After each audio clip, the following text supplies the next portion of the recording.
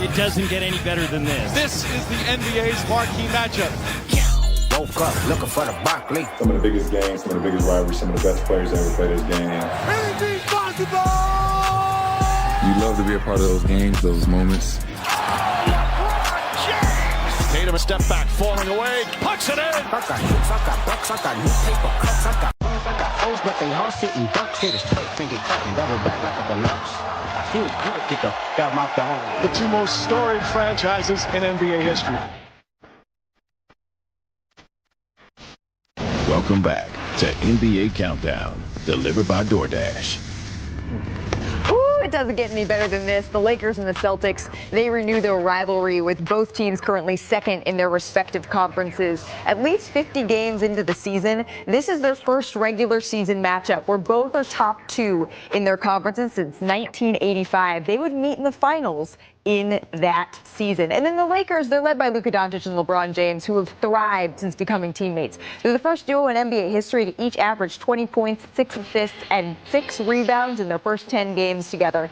But they will have to contend with the hot shooting of the Celtics, especially Jason Tatum, Derek White, and Peyton Pritchard. Earlier this week, they became the fastest trio to each hit 200 three-pointers in the same season in NBA history. Stephen A., whenever the Celtics and the Lakers play, it is always appointment television, and you know appointment television. Why could this be the game of the year? Because this could be a preview of the NBA Finals. Both of them are number two seeds in their respective conferences. Both of them have accrued enough to knock off the number one seed and get to the NBA Finals. And it's the greatest rivalry in the history of the sport. Amen. Okay, so we got to talk about that. In the last game, the Los Angeles Lakers played against Boston. They beat them. Anthony Davis, LeBron James, Austin Reeves, all over 20 points or so. Jaylen Brown, Jason Tatum, relatively pedestrian, 16 and 17 points respectively. You don't expect that to happen to Boston a second go round. Pritchard has stepped it up. Derek White has stepped it up. Well, you know Jason Tatum and Jaylen Brown want to answer the call because everybody's been talking about LeBron and Luka, and the Boston Celtics are the reigning defending NBA champions, who, by the way, don't want the Lakers matching them up for the championships and most championships in franchise history. It's a lot, and I think Boston's going to look to send a message this weekend. You heard the man, potentially a preview of the NBA Finals. So with that as the backdrop, I think we need to take this, as my friend Shanae Agumake would say, to the court. Because Shanae, it's shaping up to be an interesting matchup, not just in hype, but on the floor. Yes, it's time to go shot for shot. Big bro, little sis, bring down the potential game of the year. The Lakers defense versus the Boston Celtics offense. All right, I got defense. The Lakers have had the best defense in the NBA since January 30th. I want you to look at these numbers. Number one in defensive efficiency. They hold opponents during this time to around 31% shooting from three. And I'll show you, it takes a team effort. It takes a village on the court. And I love how they bought in on this personnel idea. Watch, everyone knows where the ball is. 1, 2, 3, 4, 5. Eyes are on the ball handler. Everyone is crowding the paint because they want to secure rebounds. They're active, but most importantly, they make you pick your poison. They want him to shoot the ball. He is shooting, Josh Hart, 33% from three. Look, he hesitates.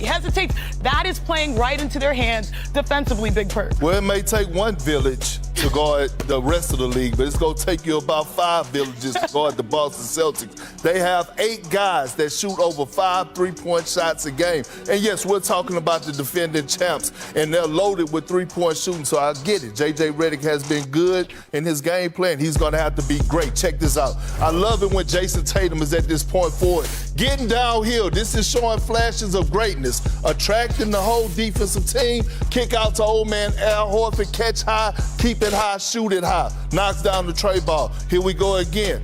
Derek White, we know. Setting the screen, I love this high ball screen that they run, this action right here, guard to guard, keep the defense confused. All of a sudden, now you have Jaylen Brown. Watch him get downhill.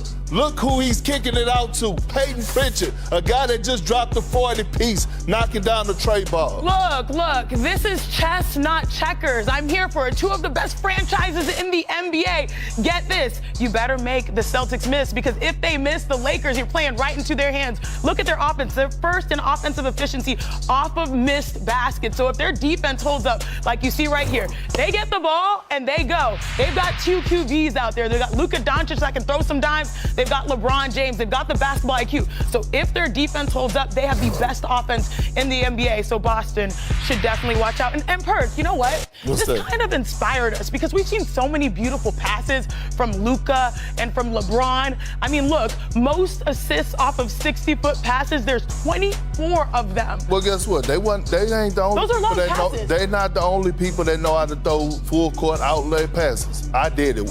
But you know what? I believe you, Perk, but we measured it out. We have to, take this to the tape, Malika. Well, so before the show, Shanae, you're absolutely right. We measured out what 60 feet looks like in the studio because just since Luka Doncic has been with the Lakers, he has had 4 assists of 60 feet to LeBron James alone. That's the most by any duo since the span where he came to LA. And so we thought, Perk, you threw an outlet pass or 2 in your day. You damn right I did. I know this is 60 feet. I know people been seeing LeBron and Luka, but look, we pulled up the tape.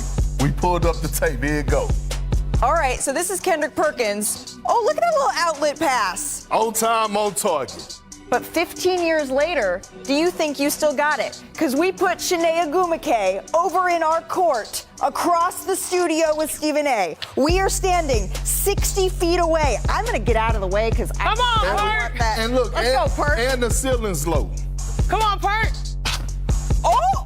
You're supposed to go to it. You're supposed to step to the ball. Here, come on, man. You're supposed to step to the ball. That's how it's done, bro. That's how it's done. That was pretty good. You going to the basket, right? On time, on target. See that? Let me do it. I'm leading you to I the can hit 2 basket. before you can hit 1. Passes in our NBA countdown. Hey, you're looking great. You're looking great. No. Ladies' Day. I don't want Perk to mess this up. You know I love that ladies get to go first here on NBA Today. Looking at what Shanae's shirt says, which is so true, this really felt like a moment in time for women's basketball. It's always special when we're together. It's spinning. Though Shanae Agumike, you always have a home here. Take a look at this. Our MVPs, Andrea Carter, Shanae Agumike, banking shots in slippers in Cleveland. Good rebound, sis. I got you, girl. Shanae, I got you. Thank you so we very all much. Fam.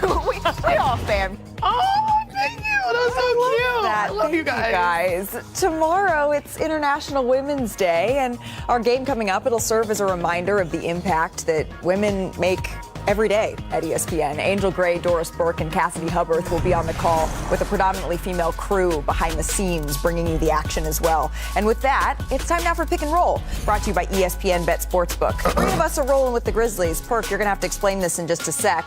The question is who you guys got. Sign up for ESPN Bet Sportsbook and get $100 in bonus bets when you make your first $10 wager. Download today and sign up with the promo code COUNTDOWN to get started. So the Grizzlies, Perk, are looking to snap a 4-game losing streak here, and you think that is not going to happen. Why?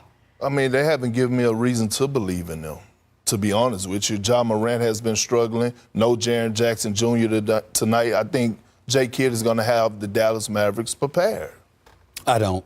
And it's not about Jason Kidd. It's about the lack of personnel. I think it's devastating and demoralizing to see Kyrie go down like that, and it's going to be a lot to ask for them to go out there and win a game like this tonight. That's just how I feel about it. Yeah, and I think I've seen conversations about Klay Thompson and putting pressure on him to hold him through. I think this season, he shouldn't have to deal with that. Perk, I know you disagree. Look, Klay is auditioning, I believe, right now. I think he wants to finish off strong. This is not what he envisioned when he came to this squad. Obviously, you can't control injuries, but he looks pretty damn locked in right now. 2 teams here that are jockeying for their spot within the Western Conference. Of course, one right now looking at the play-in, one still trying to keep that top 5 seed. It's time to get you out to tip off here in Dallas. Doris, Angel, Cassidy Hubbarth, it's time to send it out to you. We'll see you in just a little bit. Work on some more passes. Angel, take it away. You're going to work on meeting the damn basketball. Whatever. Well, thanks, Malika. We welcome you to Dallas, where Ja Morant and the Grizzlies start their 2-game road trip, taking on their Southwest Division